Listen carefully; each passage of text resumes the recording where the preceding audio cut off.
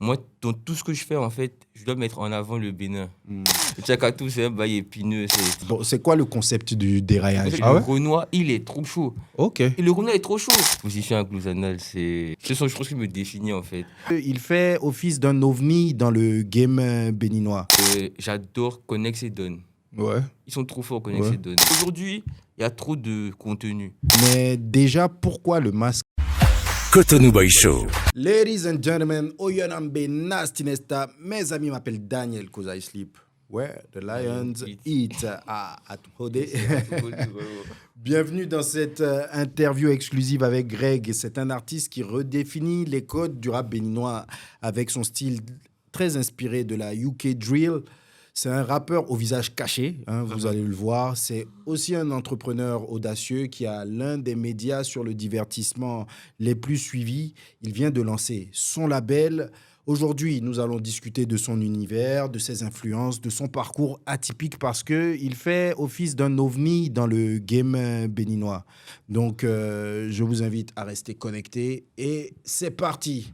Salut Greg. Salut Nasty. Comment vas-tu? Au calme et toi? Ça va. Toujours masqué? Toujours. Qu'est-ce que tu caches? No face, no case. No face, Ouais. no case. Donc, tu veux pas laisser d'évidence, tu veux pas laisser Non, on laisse pas de traces. de traces, c'est ça? Exactement. Ok. Donc, je vais pas te poser des questions trop personnelles Ok, non, parce que t'inquiète. j'imagine que le masque, c'est pour pouvoir préserver exactement.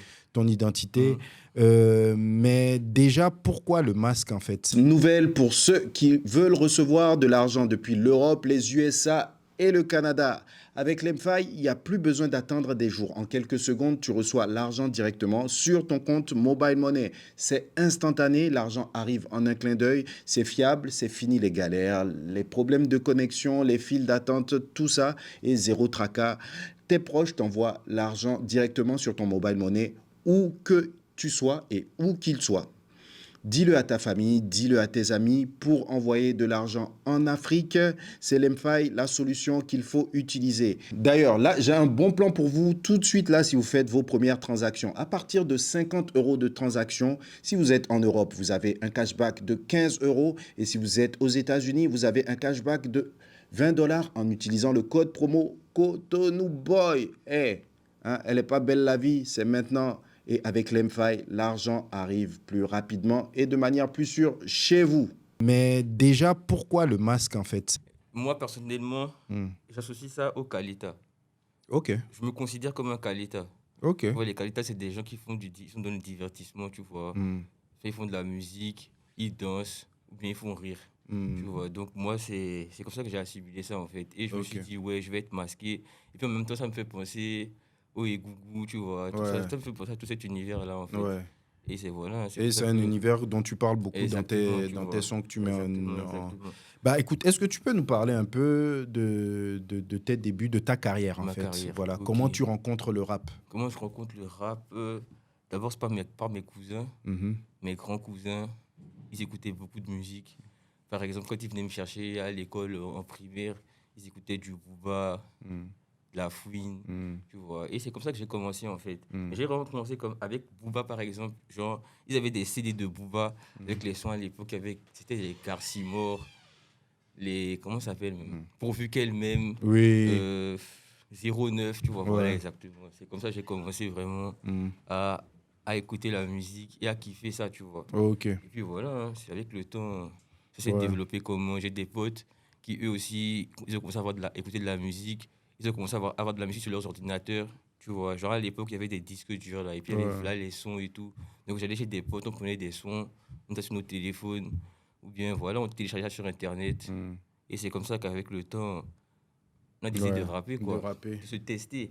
Voilà. Au début, on faisait quoi? Au début, on allait à l'école et on chantait les sons d'autres rappeurs, en fait. Et on disait que c'était nous qui avions écrit. Et les gens kiffaient et tout. Après, bon, avec le temps, on a commencé à se dire, bon, on va commencer à écrire nous-mêmes nos bails. Ok. C'est comme ça. Alors, tu as un statut d'ovni dans le rap game parce qu'il y a peu de personnes qui connaissent ton visage. Tu fais une musique qui est quand même très spé, on va dire, dans l'univers actuel. C'est très inspiré de la UK drill, qui est un genre spé, Un genre spé, vraiment. même et tout. qu'est-ce qui te distingue, selon toi, des autres rappeurs? Ok, alors d'abord, déjà, je ne fais pas que UK Drill, j'essaie de me différencier parce que ces 2 dernières années, par exemple, j'ai vraiment été. Genre, mon sang a été pris par la UK Drill, tu vois. Ok. Mais sinon, là, maintenant, j'essaie de me diversifier. Qu'est-ce qui me différencie? Moi, dans tout ce que je fais, en fait, je dois mettre en avant le Bénin, d'une manière ou d'une autre. Ouais. Que ce soit à travers la nourriture, à travers des trucs drôles ou à travers le mystique. Ouais. Tu vois. Donc, c'est ça, hein, moi, c'est mon objectif, en fait. Ouais. Mettre en avant ça et que les gens soient fiers de ça, en fait. Ouais. Qu'ils se sentent représentés. Et voilà, sinon, c'est ça mon moteur. Ok. Et si tu devais choisir un vaudou pour te représenter, ce serait lequel? Un vaudou pour me représenter. Ouais. J'ai entendu des trucs dans des sons, donc... Alors là, je dirais Tchakatou. Tchakatou, c'est un bail épineux. Ça peut te faire du sale, Ouais. tu vois. Et moi, c'est comme ça, même que c'est comme ça que je vois la chose, en fait. Ok. Genre, sale. Ok. Du sale, démoniaque. Genre, faut pas de test, quoi. Ok. Pour te présenter, quels sons tu aimes faire écouter? Quels sont de toi? Position agglutinative. Ok. Position agglutinative, c'est... Ce son, je pense qu'il me définit, en fait. Dans le sens où c'est un délire, ça part d'un délire. Et le délire a été transformé en son, comme d'habitude. Et par-dessus tout, à l'époque où j'avais fait le son, j'étais vraiment dans ma meilleure période artistique. Et dedans, même, je fais des dédicaces à Gansmir, Lorenzo, tu vois. Ce sont des gars qui m'ont beaucoup inspiré. Ok. Donc, position agglutinative, mais je dirais aussi Dahomey. Hein. Dahomey, parce que Dahomey, voilà, c'est ton classique, ça. C'est mon classique. Ça, Dahomey, ouais. c'est... Moi-même, quand j'écoute Dahomey, je suis trop fier. Tu vois, parce que déjà, je parle des Amazones, je parle de tout dedans, en fait. Ouais. Et ça rend fier, tu vois, le refrain et tout. Donc, ouais, Dahomey... Position agglutinative. Et pour finir, Gansito. Tu reviens sur les classiques, Oui, là. oui. Ce sont tes fondamentaux. Donc, si vous voulez découvrir Greg, découvrir l'univers... Et la cerise sur le gâteau, c'est Baba Chef, Nasty Nesta. On va revenir sur ton masque. Si il devait arriver que tu te démasques dans une circonstance particulière, ce serait laquelle? Dans une circonstance particulière. Ouais. C'est-à-dire artistiquement? Ouais, artistiquement. Ou pour faire un face reveal, par exemple. Ouais. Mais si jamais je fais un face reveal, ça veut dire que j'enlèverai totalement Définitivement le masque. Tu le remettras plus derrière. Ouais. Exactement. Mais puis après, les gens connaissent mon visage. Ouais. En fait, c'est pas vraiment... C'est un secret, on va dire, pour ceux qui me découvrent. Ouais. Ceux qui me découvrent, là, eux, c'est un secret pour eux. Mais ceux qui me suivent depuis le début, ils savent que ça a été... progressif. Mais justement, pourquoi ça a été progressif? Progressif. Bon, ces temps-ci, j'ai suivi un peu, ou j'ai regardé de loin ce qui se fait en Angleterre, et je vois que c'est carrément une tendance. Oui, non, ça a toujours été une tendance. Hein. Ouais. Moi, personnellement, j'ai commencé avant la tendance. En gros, comme je t'ai dit, ça me représentait trop, en fait. Tu vois. Et à chaque fois, je cherchais un moyen de m'identifier au Caleta, tu vois. Et je mettais des masques déjà à l'époque et tout. Donc, à un moment donné, je me suis dit, bon, là, maintenant, je vais mettre que des masques. Et aussi, ça préserve aussi l'intimité, on va dire. Parce que moi, je suis pas un gars qui... J'aime pas spécialement le fait que... bah voilà, ça allait venir parce que je me dis, la plupart des artistes aiment être vus. Ils adorent ça, voilà, tu vois. ils adorent être vus. Toi, quel rapport tu as avec ça? En fait, moi, je veux être... C'est-à-dire que c'est mon concept que je veux que ce soit populaire, on va dire. Tu vois, mes concepts et tout. Mais sinon, moi-même, ma personne, ça ne me... Ouais, c'est pas ça qui... C'est pas spécialement ça c'est pas ça le but, en fait. Parce que voilà, si tu remarques, je sais qu'il y a des élèves dans mes situations, ils enlèveraient leur masque. Ouais, bah ça, c'est clair. Ah oui, mais non, mais ça, moi... non, mais sinon, on n'est pas là pour... C'est pas ça qu'on cherche, quoi. Ouais. C'est pas ça qu'on cherche. Ok. Alors, en ce moment-là, quelle chanson te représente le mieux? En ce moment... Ouais. Qu'est-ce que tu écoutes la le chanson plus? d'artistes, d'autres artistes? Ouais, d'autres artistes ou la tienne, hein, c'est comme tu veux. Laisse-moi faire un tour sur mon Spotify rapidement. Là. Je vais te dire parce que j'écoute beaucoup Vakra. Tu connais Vakra? Ah ouais, de ouf. Il est lourd. Hein. Il est trop lourd. Mais moi, de base, j'écoute beaucoup de Jul. J'écoute beaucoup de Jul et tout. Et puis, j'ai trouvé Vakra, j'ai trouvé que c'était une variante un peu de Jul, un peu plus... commercial, plus sucré. Il peut toucher un peu, il peut toucher aussi un peu plus de gens. Et puis, il y a beaucoup d'afrobeat dans ces vibes. Et puis, j'écoute beaucoup Vakra et puis Gazo. Ok. Gazo, Booba. Ça reste... Mais si tu devais nous donner un titre de Vakra à écouter, là. Un titre de Vakra à écouter, Tiki Taka. Ouais, pas mal. Tiki Taka et son dernier Parigo. Ouais. Ça aussi, c'est pas mal, c'est lourd. Et Joie de fille, fit la crime. Ok. Toi, tu donnes jamais un son. Non, on te demande un, tu donnes parce toujours. que justement, aujourd'hui... Mais en fait, tu vois, ça revient à ça. Aujourd'hui, il y a trop de contenu. Ouais. Les artistes sortent trop de choses. Ouais. Et ce serait dommage, en fait, de se limiter à un son. Tu vois. C'est pour ça que moi, par exemple, quand je découvre un artiste et que j'ai un son de lui qui me plaît, je vais toujours écouter, je vais chercher plus. Tu vas chercher, parce que chacun forcément plus. Si tu as un son d'un artiste qui te plaît, tu peux en trouver 10 autres. Enfin, s'il en a autant que ça, quoi. C'est clair. Ouais, donc...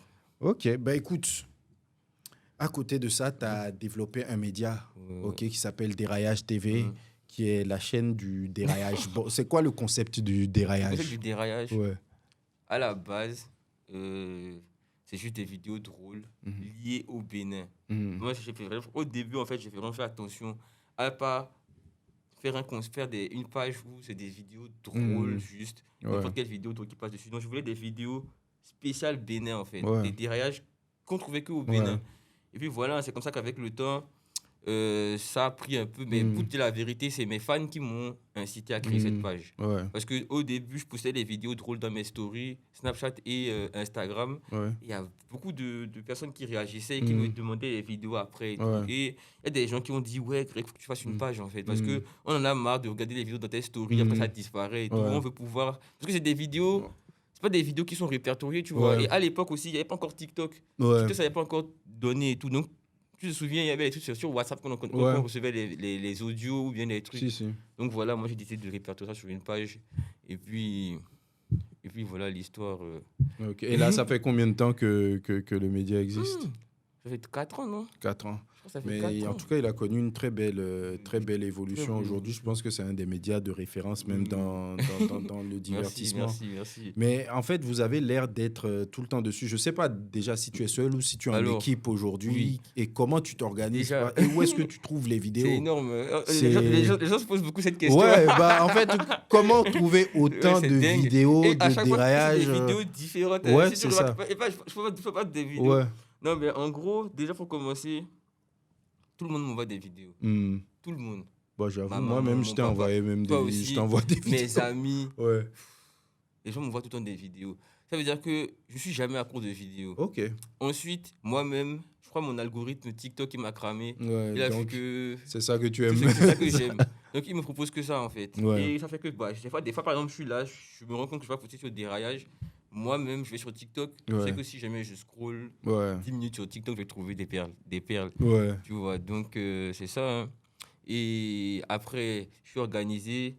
J'ai des gens qui travaillent pour moi. Ils sont à Cotonou, parce que moi, je ne suis pas à Cotonou. Donc, ils sont à Cotonou, ils sont sur le terrain, tu vois. Ils me disent ce qui se passe et tout. Et puis, on s'adapte sur la situation du moment, la situation qui buzz. Là, voilà. On s'adapte. On trouve des vidéos par rapport à ça et tout.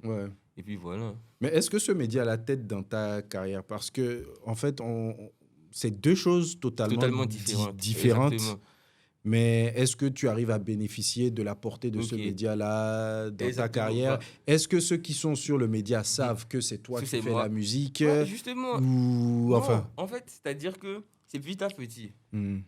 Petit à petit. Déjà, ça a commencé. J'ai vraiment commencé à bénéficier de ce média au niveau de ma musique avec la sortie de mon son qui s'appelle Take 5. Take 5, par exemple, j'avais fait vraiment un plan de promotion et j'avais en fait, c'est un mot très lourd clip, Take 5. J'ai même envie de l'écouter parce que ça kick sec.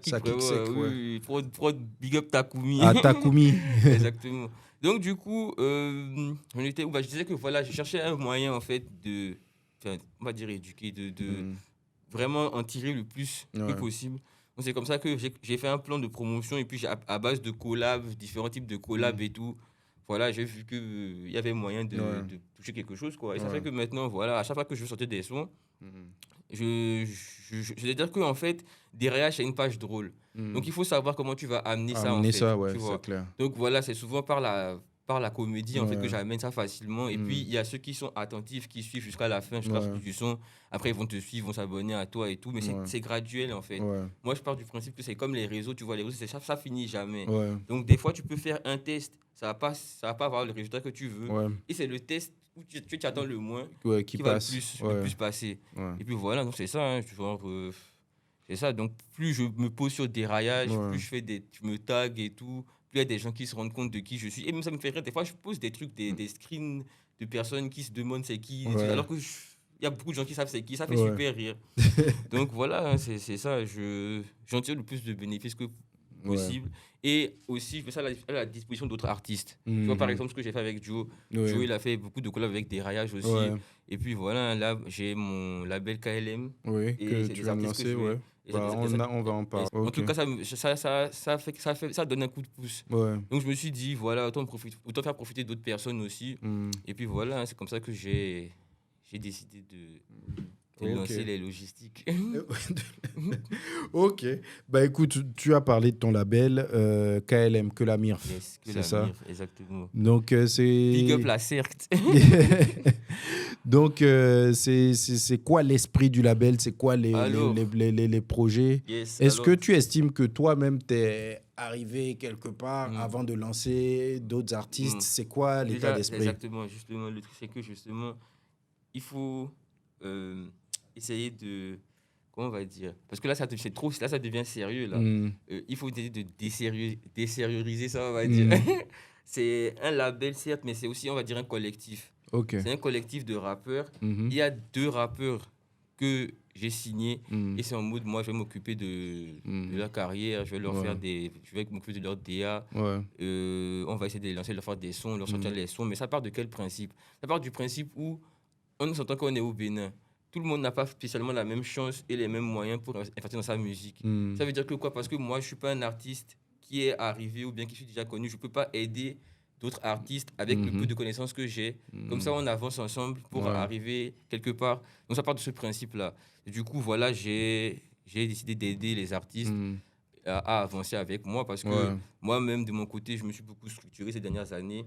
Et voilà, donc j'ai quelques connaissances qui font que je pense que je peux, en tout cas, aider un artiste à arriver à un certain niveau. Tu vois, c'est ça. Donc, c'est dans cette logique-là que ça part. Maintenant, à côté de ça, il y a des artistes qui sont de la MIF, en fait. C'est la famille. C'est ça que j'appelle que la MIF. Parce qu'à la fin de la MIF, c'est mes potes, c'est des gars qui sont avec moi depuis très longtemps, qui eux aussi font de la musique. Et puis voilà, donc comme on se connaît depuis longtemps, comme on est des frères, c'est un peu comme si tu vois, on se noue, il y a vraiment le sang dedans. Donc ça fait que c'est plus facile de collaborer, c'est plus facile de s'entendre sur des trucs. Et ces vacances-là, on a grave déliré. On a vraiment commencer à solidifier les choses. Ok. Il y a des projets qui arrivent? Il y a beaucoup de projets qui arrivent. Moi, par exemple, j'ai beaucoup de sons qui vont sortir cette année. Moses, OG aussi, qui va sortir des sons. Il y a aussi le petit Gino, lui aussi. Il arrive en force, en pétard. Donc, j'aimerais bien qu'on parle de Moses OG, qui est très lourd. Où est-ce que tu l'as trouvé? Alors, Moses OG, je le connais depuis. Je le connais depuis. Et même que mon premier showcase, si tu te souviens, mon premier showcase au cuivre, il faisait partie des artistes qui ont performé. Et puis voilà, je suivais son évolution et tout. Il m'envoyait ses sons. On parlait beaucoup sur les réseaux. Et c'est quand il a sorti son valeur ajoutée, j'ai vu que... What the fuck, man. Là, il a compris quelque chose. What the fuck, man. Genre, you crazy, genre, clairement. Et bon, c'est comme ça que ça tombait bien. En fait, ça tombait au moment où moi, je commençais à lancer mes logistiques et tout. Et je lui avais déjà dit ça depuis longtemps, qu'on allait se poser et puis créer quelque chose de sérieux. Donc voilà, c'est comme ça qu'on a commencé. Et puis là, maintenant, j'ai des sons ensemble. Je pense que ça doit être un délire. Non, sincèrement... C'est du jamais vu. Genre, c'est-à-dire que c'est pour ça que moi-même, je suis serein, quoi. Genre, les choses vont se faire tranquillement.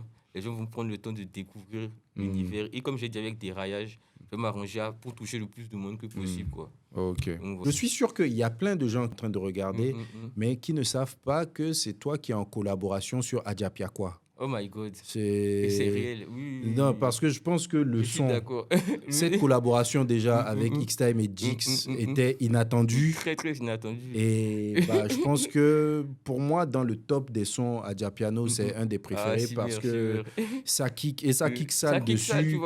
Et c'est intéressant. Alors, comment s'est faite cette connexion avec Jix et X-Time? Comment s'est faite la connexion avec Jix et X-Time? Tiens, c'est très drôle cette histoire. Déjà, pour commencer, en gros, j'étais à la maison tranquille comme tous les jours et je reçois là, les gens ils m'envoient des vidéos. Et la vidéo, en fait, c'est un déraillage de X-Time. Et X-Time, en gros, il était allé dans une émission, je sais pas si c'était Café Week-end. Oui, avec la dame, Stéphanie. là. Voilà, Ouais, Madame voilà. Stéphanie, voilà. Donc, il était à Café Week-end. Et puis, en gros, il avait fait le sa garde-robe, dit quoi. Zara, Exactement, le jean Zara. et tout ça. Et le truc de jean Zara, c'était combien le jean Zara? 500 ou un truc comme ça? Il a sorti une un truc dinguerie. de fou, C'était trop grave, quoi. Ouais. Donc, moi, personnellement, quand j'ai entendu ça, j'ai trop rigolé. Ouais. Tu vois. Et j'ai publié ça sur Déraillage. Et c'est comme ça que voilà, les gens ils l'ont tagué, tout ça. Et lui, même ça l'a fait rire, tu vois. C'est cool, Non, il a pris ça fair play, il a en pris ça fait. fair play parce que justement, c'est là où justement l'histoire commence. Ok. Donc du coup, voilà, on a discuté tout ça là. Et puis moi, je lui ai dit, mais en vrai, qu'est-ce qu'il a appris et tout. Et il m'a expliqué que tout ça, en fait, c'était un plan de promotion pour l'Adjapiano. Ok. Est-ce que tu te rends compte que juste après cette dinguerie là, il y a le premier Adjapiano qui est sorti et après l'histoire, on la connaît. J'ai même pas fait le lien, en fait, ouais. Donc là, maintenant, tu vois un peu le délire. Tu vois un peu le délire. Donc c'est comme ça que on a commencé à parler et tout. Et puis après, le feeling est très bien passé. Ils sont venus à Paname. Les avions, on a chillé avec eux et tout. Et puis voilà, après, ça c'est même pas le début du truc d'Adjapiano. En gros, moi, personnellement, je me voyais pas faire d'Adjapiano. J'écoute ça, je kiffais grave et tout. Et après, dans un délire, je me suis dit, Bélec. Mais ça ne m'avait pas encore dosé à ce point. Ouais. Et un jour, j'ai mon pote Soupalala, Landry Lokosu. Il me dit oui, qu'il pense que je devrais faire un son à Adjapiano. Et il me dit ça pourquoi? Il me dit que oui, que stratégiquement, franchement, qu'il pense que si je viens avec du Adjapiano, que ça va mettre d'accord un autre type de personne que je n'ai pas spécialement déjà touché. Et que voilà, que de me tester et tout. Et le soir même, j'ai tapé instrumental Adjapiano sur YouTube. J'ai trouvé l'instru de Ronnie Beats. Et j'ai fait ça one shot. Ok. Genre, je suis en train de m'enjailler, je m'amusais et tout. Et j'ai fait ça, je me suis dit, wesh, ça donne un truc. Et j'ai envoyé ça à X-Time. Et il a grave kiffé. Et c'est lui qui m'a dit de pousser le délire. Et c'est là où j'ai fait le son. Je suis allé en studio et tout, j'ai enregistré mon son. Ils sont venus à Paname, on a fait le clip.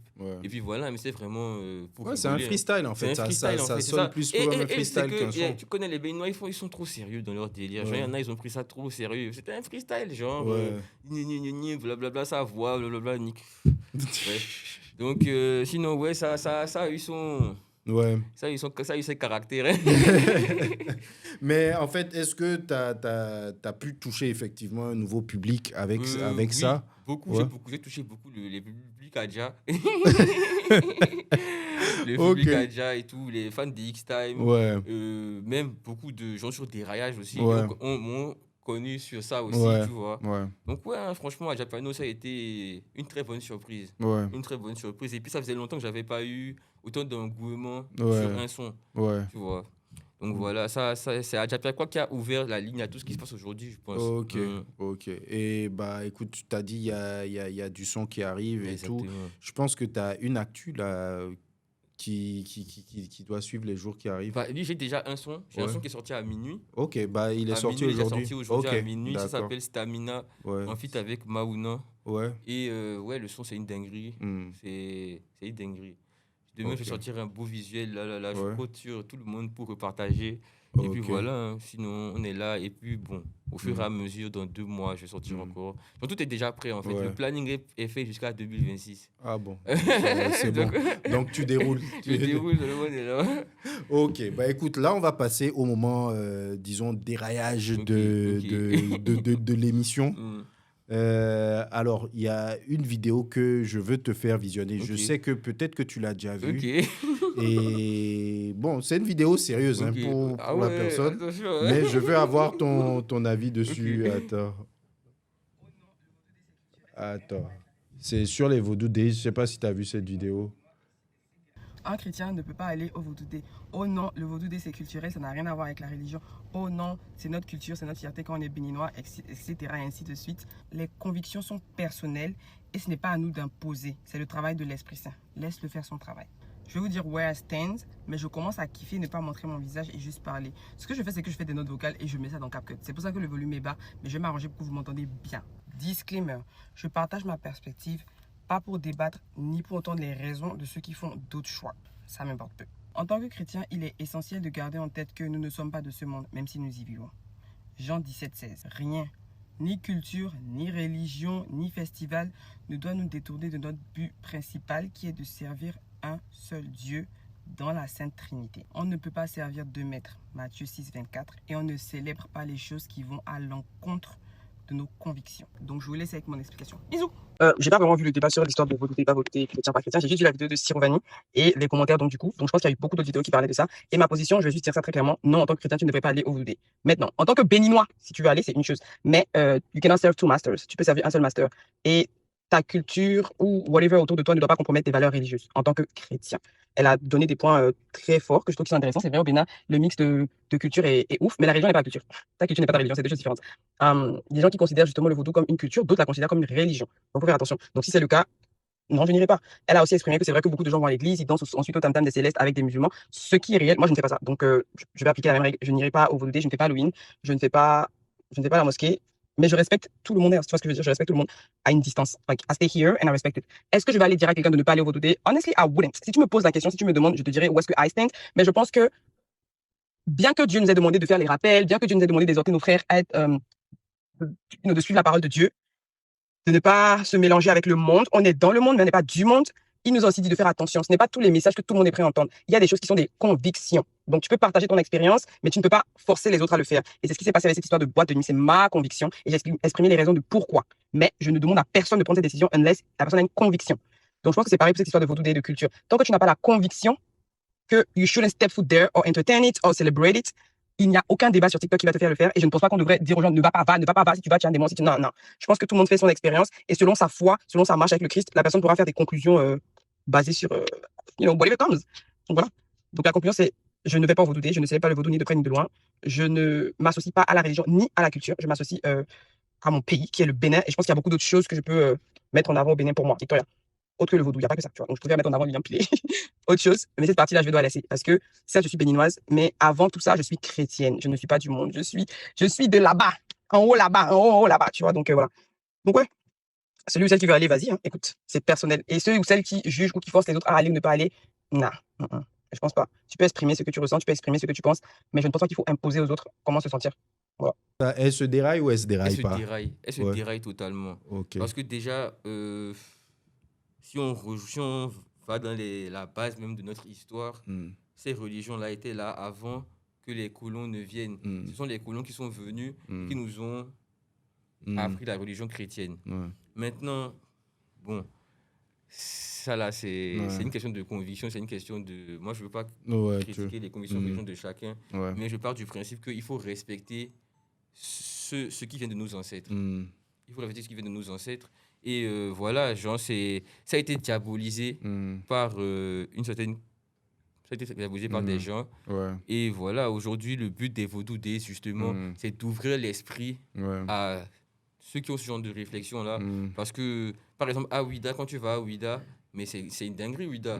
Tu as une église, tu as le temple des Pitons, tu as la mosquée. Toutes les religions cohabitent ensemble. Et il n'y a pas une religion qui critique une ou une autre. Elles vivent tous ensemble dans la cohésion. Donc voilà pourquoi est-ce que des gens de l'extérieur vont critiquer ça, alors qu'ils ne sont même pas sur le terre-terre. Ils sont pas sur le terre-terre, tu vois. Et justement, comme je dis, l'objectif des Vaudou Days, c'est de diaboliser, de changer ce genre de réflexion-là. Donc, moi, je l'invite justement à venir à Ouida d'elle-même et puis tester. Si elle peut venir avec la croix et l'eau bénite et puis pas loin. Nous, on est là. Nous, on est là. En tout cas, nous, on a fait l'expérience de Vaudou Days. Moi, j'ai tellement kiffé Vaudou Days. Franchement, voilà. J'ai trop kiffé Vaudou Days. T'as fait tous les 3 jours? Non, je suis pas venu le jeudi. Et je suis allé le vendredi. Le vendredi, je suis allé dans l'après-midi. Ça m'a saoulé parce qu'il y avait les embouteillages. Et je me suis dit, le samedi, on va aller tôt. Et le samedi, j'ai réuni mon équipe. On est allé vers les 11h30. On a grave kiffé. On a pu faire Fort Français et le temple des mamies. Après, on a fait l'arène. Et puis voilà, moi, j'ai et justement, tu parles beaucoup de culture, tu parles beaucoup de vaudou, tu prends beaucoup de références dans ta musique. Quel rapport tu as avec ça, en fait? Quel rapport j'ai avec ça? Je pense que nous avons tous un rapport avec ça. À partir du moment où nous vivons au Bénin. Par exemple, moi, j'ai fait la scarification sur le corps. Donc, ouais, c'est un rapport, c'est comme j'ai dit. C'est la culture. C'est la culture. c'est la culture. Voilà, hein. Après, chacun utilise ça comme bon lui semble. Comme bon lui semble. Ça. Exactement. Mais sinon, ouais, moi, je suis à fond. Ok. À fond. Vaudou à fond.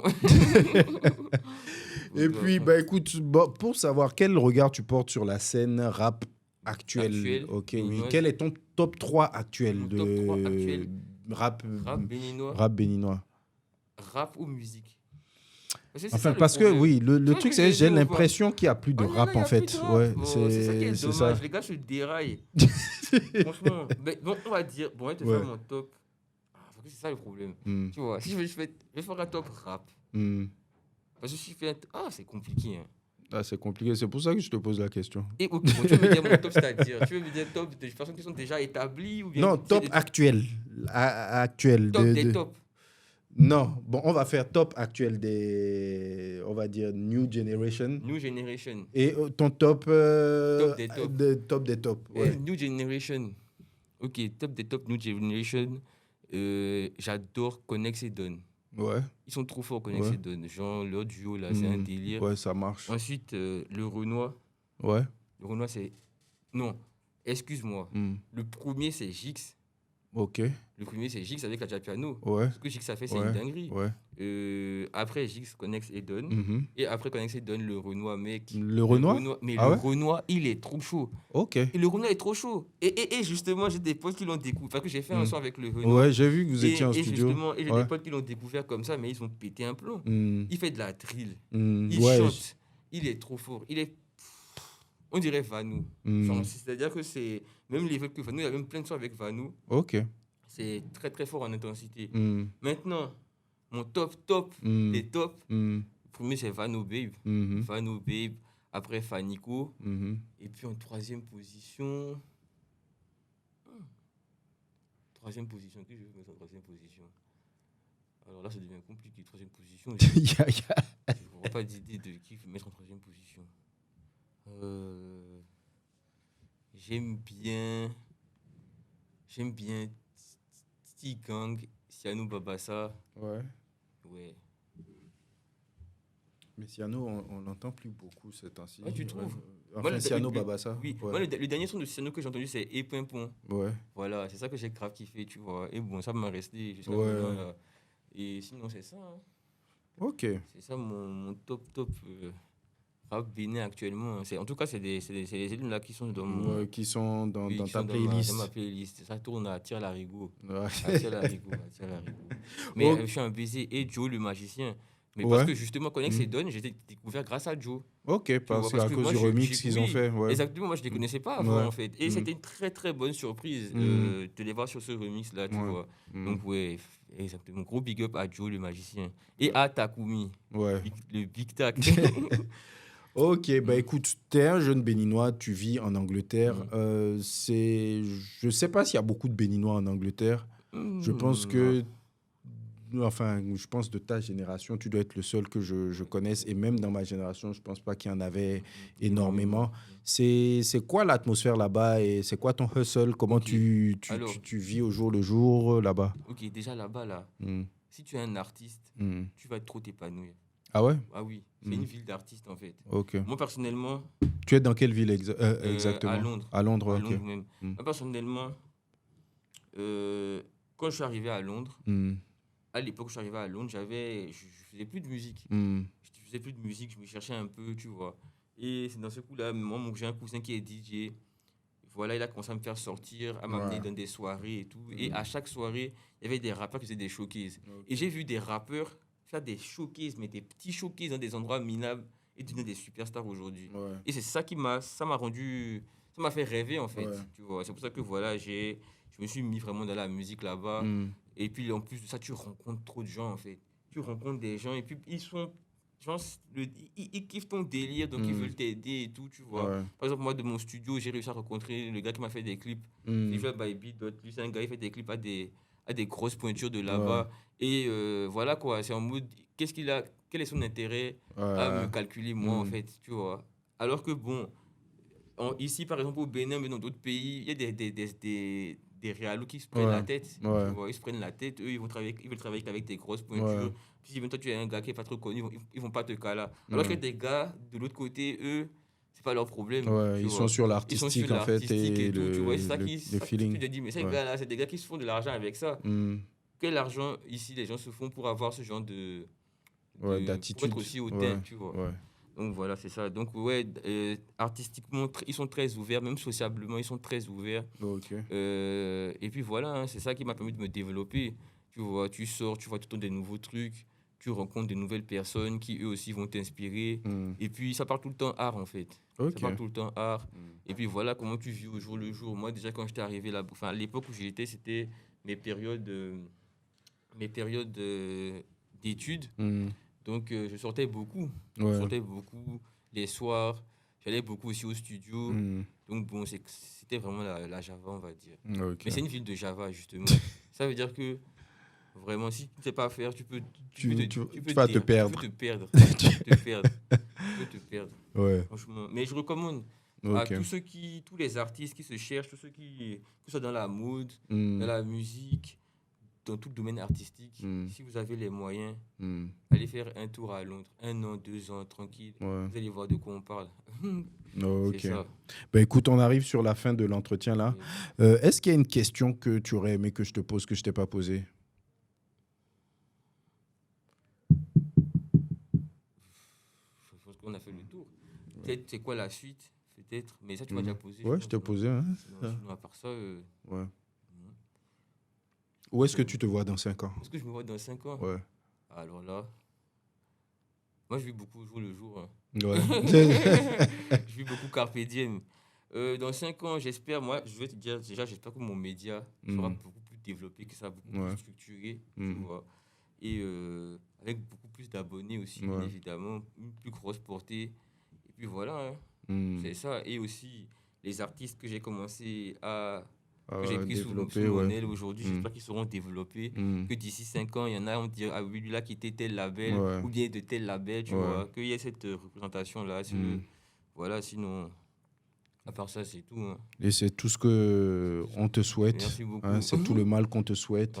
Et on espère te revoir bientôt dans une émission spéciale déraillage. On va faire un concept Cotonou Boy, déraillage TV. On va faire une dinguerie. On va travailler ça. Une dinguerie de ouf. C'est totalement chaud. Avec plein de champagne, plein de... C'est ça. On se met bien. On se met bien, vraiment. Exactement. Ok, merci Greg pour ton temps. À toi aussi, Nasty. Et ça a fait plaisir de te recevoir. Et on se dit à très vite. À très vite, vraiment. Bon vent à toi. Ciao, ciao. Cotonou Boy Show.